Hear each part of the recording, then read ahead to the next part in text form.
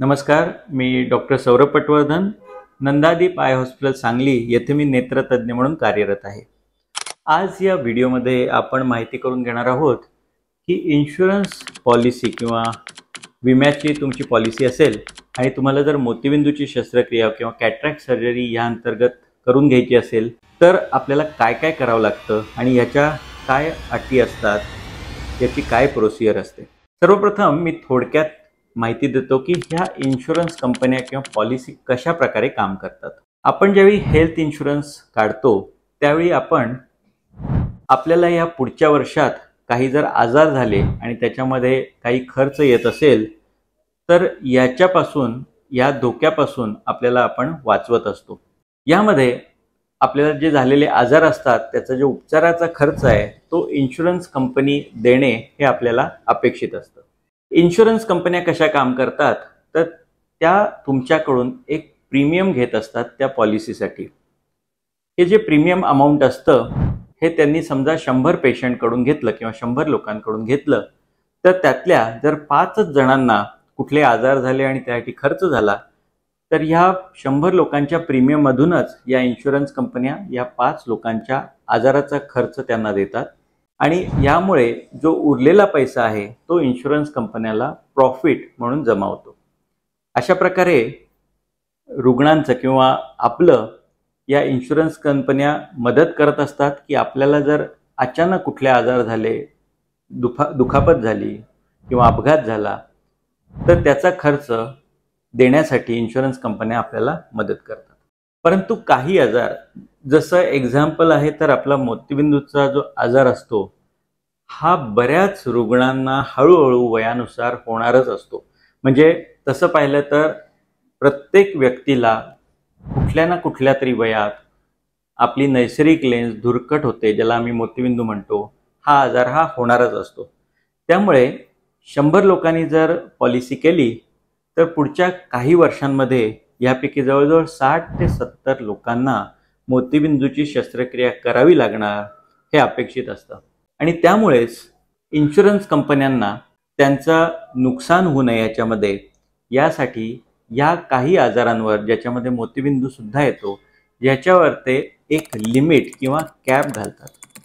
ही cap म्हणजे काय तर तुमची पॉलिसी समजा 5 लाखाची असेल तरी जर तुम्हाला मोतीबिंदूची शस्त्रक्रिया करावी लागली तर इन्शुरन्स कंपनी त्यातली काही अमाउंटच तुम्हाला देतात। फॉर एक्झाम्पल त्यांना समजा कॅटरॅक्ट सर्जरी तुमच्या पॉलिसीमध्ये 30,000ची कॅप असेल तर तुम्हाला मोतीबिंदूच्या ऑपरेशनसाठी 30,000 रुपयापर्यंतच इन्शुरन्स कंपनी मदत करते, त्या पुढची रक्कम इन्शुरन्स कंपनी देत नाही। तर हा बऱ्याच लोकांना ही एक गैरसमजूत असते। ज्यावेळी ते हॉस्पिटलमध्ये येतात आणि त्यांना याविषयीची माहिती नसते तर त्यांना असं वाटतं की माझी पॉलिसी तर 5 लाखांची आहे आणि त्यामुळे त्यांना हे अपेक्षित असतं की 5 लाखांपर्यंत मोतीबिंदूची जर शस्त्रक्रिया त्यांनी केली तर ती पूर्ण इन्शुरन्स कंपनी कव्हर करेल। परंतु प्रत्यक्षात त्याला जी कॅप असते त्याची त्यांनी आधीच माहिती करून घेणं हे गरजेचं असतं आणि हे तुम्ही इन्शुरन्स कंपनीच्या हेल्पलाईनला कॉल करून याची माहिती आधीच करून घेऊ शकता। दुसरा भाग, समजा आपण एक्झाम्पल घेतोय, तुमची 5 लाखाची पॉलिसी आहे आणि तुमची 25,000 ही कॅप आहे मोतीबिंदूच्या शस्त्रक्रियेसाठी। परंतु जर त्या वर्षात किंवा गेल्या काही वर्षांमध्ये तुम्ही जर डोळ्याच्या आजारासाठी किंवा इतर काही आजारांसाठी ऑलरेडी इन्शुरन्सच्या प्रीमियम किंवा पॉलिसीचा वापर केलेला असेल तर काही वेळा या पॉलिसीच्या नियमांनुसार तुमची कॅप किंवा सब लिमिट जी असते ती कमी झालेली असू शकते किंवा काही वेळा शून्य पण झालेली असू शकते। त्यामुळे त्यावेळेच्या तुमच्या कॅपची किंवा तुमच्या मोतीबिंदूच्या शस्त्रक्रियेसाठी जी सब लिमिट त्या इन्शुरन्स पॉलिसीच्या अंडर तुम्हाला मिळते आहे याची सुद्धा तुम्ही माहिती करून घेणं हे महत्त्वाचं असतं। अन्यथा बऱ्याचदा जरी तुमच्या इन्शुरन्स पॉलिसीमध्ये मी मगाशी सांगितलं समजा 25,000ची कॅप त्यांनी मोतीबिंदूला दिलेली आहे आणि 25,000 इन्शुरन्स कंपनी देणार आहे तरी सुद्धा तुमची ही जर लिमिट ऑलरेडी एक्झॉस्ट झाली असेल, तुमच्या पूर्वीच्या आजारामुळे किंवा पूर्वीच्या काही गोष्टींसाठी तुम्ही ॲडमिट झाला असाल आणि त्याचा खर्च इन्शुरन्स कंपनीने दिला असेल तर अशा वेळी ही सब लिमिट कमी झालेली असू शकते किंवा पूर्ण झिरो झालेली असू शकते, याची सुद्धा तुम्ही आधीच माहिती करून घ्या. त्यामुळे तुम्हाला आर्थिक नियोजन करण्यास मदत होईल. आता इन्शुरन्स पॉलिसी तुमच्याकडे आहे आणि तुम्हाला मोतीबिंदूची शस्त्रक्रिया करून घ्यायची आहे. यामध्ये 2 प्रकारे ही इन्शुरन्स पॉलिसी तुमची मोतीबिंदूची शस्त्रक्रिया कव्हर करू शकते. पहिला प्रकार आहे ज्याला आम्ही रिइम्बर्समेंट म्हणतो. रिइम्बर्समेंट म्हणजे काय, तर तुम्ही डोळ्याच्या कुठल्याही हॉस्पिटलला जाऊ शकता आणि तिथे तुमचं मोतीबिंदूचं निदान झालं असेल तर तुम्ही ऑपरेशन करण्याच्या पूर्वी इन्शुरन्स कंपनीला कल्पना देऊ शकता की मी या हॉस्पिटलमध्ये या दिवशी मोतीबिंदूची शस्त्रक्रिया प्लॅन केलेली आहे. याचा ज्यावेळी एक ॲक्सेप्टन्स मेल इन्शुरन्स कंपनी तुम्हाला देते, तर त्यानंतर तुम्ही त्या हॉस्पिटलला त्यांच्या बिलाची रक्कम पूर्ण भरून तिथे तुम्ही ऑपरेशन करून घेऊ शकता.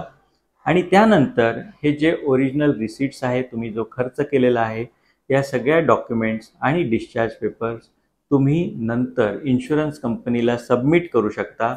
आणि त्यानंतर तुमचा जो झालेला खर्च आहे तो इन्शुरन्स कंपनी त्यांच्या नियमानुसार आणि तुमच्या पॉलिसीनुसार तुम्हाला ती देईल. याला रिइम्बर्समेंट प्रोसिजर असं म्हणतात. दुसरा जो प्रकार आहे त्याला कॅशलेस प्रोसिजर असं म्हणतात. कॅशलेस प्रोसिजर ही तुम्ही अशाच हॉस्पिटलमध्ये करून घेऊ शकता ज्यांच्याबरोबर ऑलरेडी इन्शुरन्स कंपनीचं टायअप आहे. त्यालाच नेटवर्क हॉस्पिटल असं म्हटलं जातं. तर जर तुम्हाला एका हॉस्पिटलमध्ये जर आपल्याला इन्शुरन्सच्या अंडर ऑपरेशन करून घ्यायचं असेल तर तुम्हाला हे पहिल्यांदा पाहावं लागेल की तुमची जी हेल्थ इन्शुरन्स पॉलिसी आहे त्याच्या नेटवर्कमध्ये हे हॉस्पिटल आहे की नाही. जर ते असेल तर तुम्हाला कॅशलेस ऑथरायझेशनसाठी तुमचं पुढच्या टप्प्यामध्ये तुम्ही जाऊ शकता. आता कॅशलेस ऑथरायझेशनची प्रोसिजरमध्ये ही सर्व प्रोसिजर हॉस्पिटल तुमच्या वतीने इन्शुरन्स कंपनीच्या बरोबर करत असते. त्यामुळे सर्व डॉक्युमेंट्स हॉस्पिटल तुमच्या संमतीने त्या इन्शुरन्स कंपनीला पाठवते तुमच्या पॉलिसी डिटेल्स सकट. आणि त्यानंतर ज्यावेळी तुम्ही ॲडमिट होण्याची प्रोसेस चालू होते त्यावेळी इन्शुरन्स कंपनी तुम्हाला एक प्री ऑथरायझेशन प्रोसिजर करून तुम्हाला सांगते की तुम्ही आता ॲडमिट होऊ शकता या ऑपरेशनसाठी. आणि त्याचवेळी तुम्हाला एक इनिशियल ऑथरायझेशन अमाऊंट सांगते. फॉर एक्झाम्पल, तुम्ही समजा एक कॅटरॅक्टचं पॅकेज निवडलेलं आहे, ते 50,000 रुपयाचं आहे. तर तुम्हाला इन्शुरन्स कंपनी सांगते की आम्ही आत्ता 15,000 रुपये तुम्हाला प्रिलिमिनरी किंवा इनिशियल ऑथराईज करतो आहोत आणि उर्वरित जी अमाऊंट तुम्हाला मिळेल ती फायनल बिल हॉस्पिटलनं सबमिट केल्यावर आम्ही तुम्हाला कळवू. आणि ही जे अमाऊंट आहे ती तुमच्या पॉलिसीनुसार त्यावेळच्या लिमिट किंवा कॅपच्या परिस्थितीनुसार तुम्हाला मिळेल. आता इथे बऱ्याच लोकांना एक कन्फ्युजन असतं की आपल्याला किती लिमिटपर्यंत मिळणार आहे. तर ह्या बाबतीत बऱ्याचदा इन्शुरन्स कंपन्या पूर्ण माहिती हॉस्पिटललाही देत नाहीत. त्यामुळे अशावेळी फायनल ऑथरायझेशनचाच आपल्याला वाट बघावी लागते. अर्थात तुमच्या इन्शुरन्स पॉलिसीची ऑलरेडी जर लिमिट तुम्हाला माहीत असेल तर तेवढीच अमाऊंट ही इन्शुरन्स कंपनी तुम्हाला देणार असते. आणि त्यामुळे तुम्ही जर पॅकेज या इन्शुरन्स पॉलिसीच्या लिमिटपेक्षा अधिकचं तुम्ही जर निवडलेलं असेल तर तुम्हाला जास्तीची रक्कम ही हॉस्पिटलला भरावी लागू शकते. दुसरा एक प्रकार याच्यामध्येच को पेमेंटचा असतो. म्हणजे तुम्ही जरी हॉस्पिटलच्या बरोबर कॅशलेस प्रोसिजर करत असला तरी काही पॉलिसींमध्ये असं नमूद केलेलं असतं की जे टोटल बिल होतं किंवा जे इन्शुरन्स कंपनी ॲप्रूव्ह करणार आहे अमाऊंट त्याचा काही पर्सेंटेज हा पेशंटनी भरणं अपेक्षित असतं. फॉर एक्झाम्पल, तुमचा समजा 25,000 इन्शुरन्स कंपनीनं ॲप्रूव्ह केलेत पण त्याला 10% को पेमेंट आहे तर 22,500 इन्शुरन्स कंपनी हॉस्पिटलला देते आणि 2,500 रुपये तुम्हाला हॉस्पिटलला द्यावे लागतात. तर हे को पेमेंटचं सुद्धा जे कंडिशन आहे ती तुम्ही आधीच आपल्या इन्शुरन्स पॉलिसीमध्ये किती आहे ती माहिती करून घ्या. काही रुग्णांना बऱ्याचदा असं एक कन्फ्युजन होतं की माझी इन्शुरन्स पॉलिसी किती आहे, किती ऑथरायझेशन मिळणार आहे आणि मग मी कुठलं लेन्स पॅकेज किंवा कॅटरॅक्ट सर्जरी पॅकेज मी निवड करू. हे अर्थातच कन्फ्युजन होणं साहजिक आहे. कारण बऱ्याचदा इन्शुरन्स कंपन्या क्लिअरली ऑथराइज्ड अमाऊंट सांगत नाहीत. ज्यावेळी तुम्हाला कुठल्याही हॉस्पिटलमध्ये कॅशलेस प्रोसिजर करायची असते त्यावेळी हॉस्पिटलचं आणि त्या इन्शुरन्स कंपनीचं एक ॲग्रीड टॅरिफ असतं आणि बऱ्याचदा हे ॲग्रीड टॅरिफ हे बेसिक कॅटरॅक्ट पॅकेजेससाठी असतं. त्यामुळे ती जी अमाऊंट आहे, फॉर एक्झाम्पल ॲग्रीड टॅरिफमध्ये हॉस्पिटल आणि कंपनी याच्यामध्ये जर ठरले असेल की ते 30,000 मंजूर करणार आहेत या बेसिक पॅकेजसाठी, तर ते पॅकेज तुम्ही जर तुम्हाला कुठलाही खर्च करायचा नसेल तर निवडू शकता. अर्थातच याच्यामध्ये बाकीच्या अटी म्हणजे ज्याला को पेमेंट जर तुमच्या पॉलिसीला असेल तर, किंवा तुमची जर सब लिमिट किंवा कॅप ही 30,000 पेक्षा कमी असेल तर तुम्हाला उर्वरित रक्कम ही भरावी लागू शकते. आता जशा आपल्या एक ॲग्रीड टॅरिफ या कंपन्यांबरोबर बेसिक पॅकेजेससाठी असलं तरी आपल्याला माहिती आहे की गेल्या काही वर्षांमध्ये जसं तंत्रज्ञान बदलत आहे, नवनवीन लेन्सेस आता उपलब्ध होत आहेत, नवीन प्रोसिजर्स उपलब्ध होत आहेत, अशावेळी अर्थातच तुम्हाला हे वाटणं साहजिक आहे की तुम्हाला बेस्ट पॉसिबल टाईपची लेन्स मिळावी आणि त्याचप्रमाणे जी प्रोसिजर आहे ती अद्ययावत असावी. अशावेळी याची जी कॉस्ट असते किंवा प्राईज असते ही बऱ्याचदा इन्शुरन्स कंपनी पूर्णपणे कव्हर करत नाही. अशावेळी तुम्ही जे काही इन्शुरन्स कंपनी कव्हर करते ते सोडून बाकीची रक्कम तुम्ही हॉस्पिटलला भरून तुम्ही आपलं ऑपरेशन करून घेऊ शकता. अर्थात कुठल्या प्रकारचं पॅकेज तुम्हाला करायचं आहे हे अर्थात तुम्हीच ठरवावं लागतं आणि त्याविषयी तुम्ही तुमचं आर्थिक नियोजन करणं हे अपेक्षित असतं. आणखी एक गोष्ट तुम्हाला लक्षात घ्यावी लागेल की तुमची जरी इन्शुरन्स पॉलिसी असेल आणि त्याच्यामध्ये मोतीबिंदू शस्त्रक्रिया कव्हर्ड असेल तरी जर ही पॉलिसी तुम्ही नुकतीच घेतलेली असेल तर काही वेळा त्याला वेटिंग पिरियड असू शकतो कॅटरॅक्ट सर्जरीसाठी.